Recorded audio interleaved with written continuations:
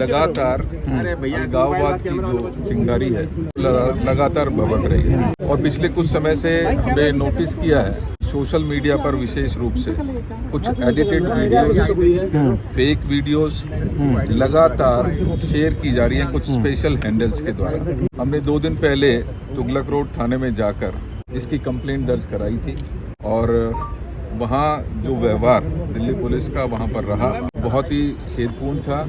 हमें लगातार 2 घंटे वहाँ पर थाने में बैठना पड़ा। उसके पश्चात वो हमारी जो कंप्लेंट थी वो रिसीव की गई। उसमें हमने इन्हीं मुद्दों को लेकर अपनी कंप्लेंट फाइल की थी, जिसमें विशेष रूप से हमने एक जो ट्विटर के हैंडल्स के ऊपर शेयर की हुई पोस्ट हैं उनके लिंक्स हमने शेयर किए थे और ये इस तरीके के वीडियोस और पोस्ट हैं जिससे आपसी जो वैमनस्य है वो बढ़ सकता है। हेट स्पीचेस की कैटेगरी में हम उनको रख सकते हैं और दुख इस बात का है कि इन हैंडल्स को देश की प्रमुख पार्टी के मुख्य लोग उसको फॉलो कर रहे हैं, रीट्वीट कर रहे हैं।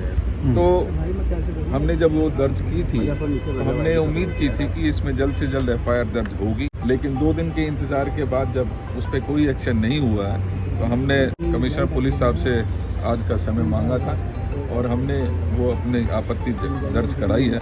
उन्होंने आश्वासन दिया है कि इसके ऊपर जल्द एक्शन ले। मैंने कहा कि इस तरीके के विभिन्न इंसिडेंट्स आज पूरे देश में ना सिर्फ दिल्ली में वो लगातार जारी हैं, उनके ऊपर किसी प्रकार का कोई अंकुश लगाया नहीं जा रहा है। तो हमने उन सभी चीज़ों को कंपाइल करते हुए आज यहाँ पर अपना आपत्ति दर्ज की है। मुझे उम्मीद है इसके ऊपर तुरंत एक्शन लिया जाएगा। कहीं ना कहीं हमें लगता है कि आज जो सरकार है उसने सभी जो सरकारी एजेंसियाँ उनको बंधक बना दिया है। एक तरफ जहाँ तेलंगाना में सुओ मोटो पुलिस लेकर हमारे कार्यकर्ताओं को या जो जिन लोगों ने उसको शेयर किया था उनको गिरफ्तार किया जा रहा है, दूसरी तरफ एक कंप्लेन लेने के लिए दिल्ली के कैपिटल में के बिल्कुल बीच में 2-2 घंटे सिर्फ कंप्लेंट दर्ज कराने में लगते हैं। तो वो सारी चीज़ें अपडेट की हैं। जो सौहार्दपूर्ण वातावरण है उसको डिस्टर्ब करने की कोशिश की जा रही है,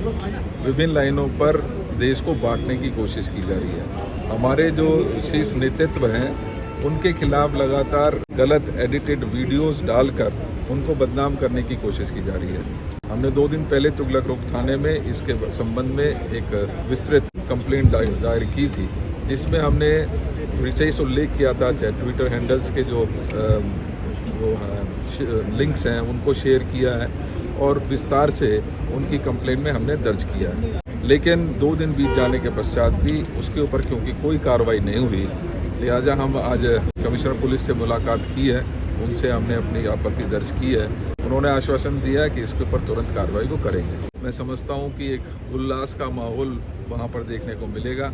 अभी जल्द वो शुरुआत होने वाला है और मुझे पूरी उम्मीद है कि जिस तरीके का प्यार और आशीर्वाद और एक समर्थन कन्हैया जी को ही नहीं पूरी साथ की साथ जो हमारी इंडिया गठबंधन की सीट्स हैं उनमें हमने देखने को मिला है और उसी का एक प्रतिरूप आज भी क्योंकि अभी मुझे लगता है कि इसी समय शुरू हो चुका होगा प्रोसेशन, तो हमें भी वहीं जाएंगे।